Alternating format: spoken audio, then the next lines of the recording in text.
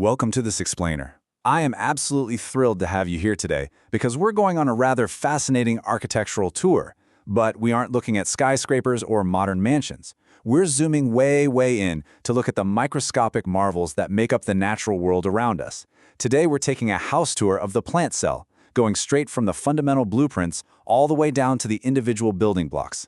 So if you love understanding how things are built from the ground up, you are definitely in for a treat. But before we even open the front door, I want you to imagine something for a second. Think of a towering redwood tree, or even just a potted fern sitting on your windowsill right now. How big do you think the actual building blocks of those plants really are? You know, we often look at plants as single, solid objects. But just like a massive brick building, they're actually constructed from thousands, millions, even billions of tiny individual living units. And this brilliant view perfectly illustrates exactly what I mean. When we take a tiny piece of a plant and pop it under a microscope, we see that it's made up of a huge number of tiny, neatly stacked boxes. These are cells. All living organisms are made of them. But what's truly amazing about plant cells in particular is how intensely structural they are. They look just like bricks meticulously laid out by a master mason.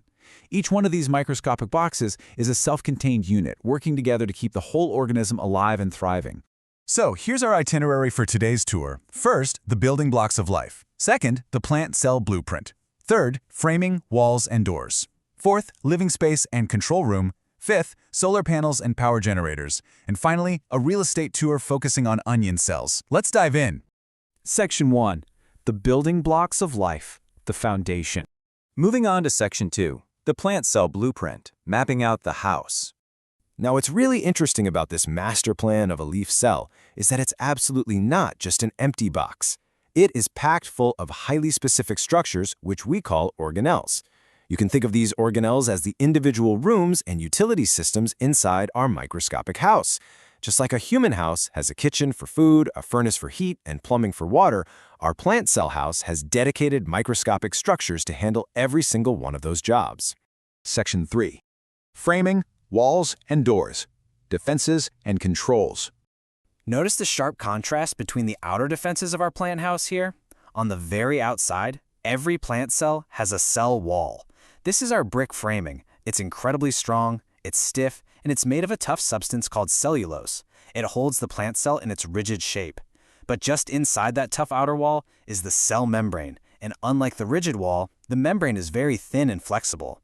Honestly, think of it kind of like the thin skin of a soap bubble.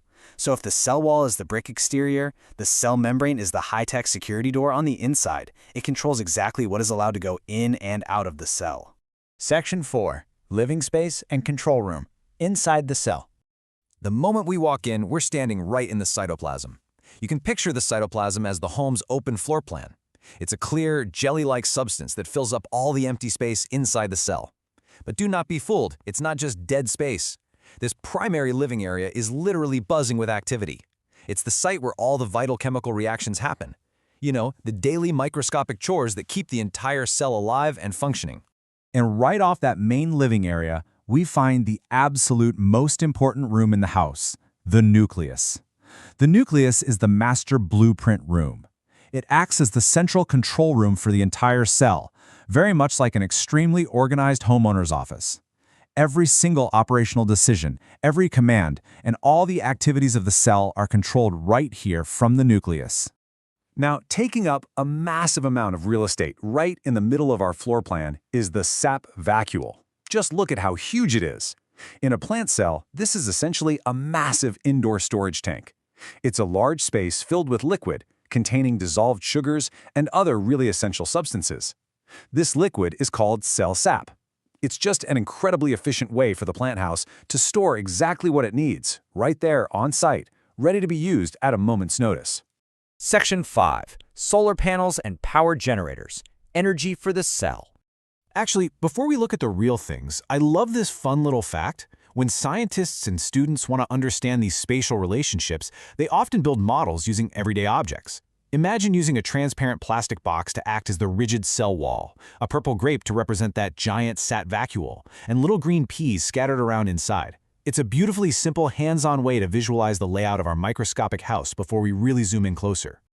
And speaking of those little green peas, in a real plant cell, those are the chloroplasts. These are perhaps the most amazing feature of our entire plant house. They are the literal solar panels of the cell. Chloroplasts contain a green substance called chlorophyll, which, by the way, is exactly why leaves look green to us. But they don't just sit there looking pretty. They actively capture sunlight and use it to manufacture food for the plant. They are completely self-sufficient food-producing machines. But making food is only half the battle, right? You have to unlock the energy inside that food. Enter the mitochondrion. All plant cells have mitochondria. If the chloroplasts are the solar panels making the fuel, the mitochondrion is the house's high-efficiency furnace. Inside the mitochondria, the energy stored inside that food is finally released, providing the raw power needed to keep all the cell's activities running totally smoothly. Section 6. Real Estate Tour, Onion Cells. Inspecting the site. Because these cells are completely invisible to the naked eye, we can't exactly just walk up and look at them. We need our ultimate home inspection tool, the microscope. It uses a series of specialized objective lenses, low power, medium power, and high power, to magnify these tiny things so they look much bigger than they really are. It is the absolute required tool for any scientist wanting to inspect these invisible houses. But you can't just throw a whole onion under a microscope. You gotta prep the site for inspection. First, always keeping safety in mind with a sharp knife, you cut a tiny 1 centimeter square piece of onion. Next, you place a small drop of water on a clean glass microscope slide. Then, and this takes a really steady hand, use tweezers to carefully peel the thinnest possible layer from the inside of that onion piece.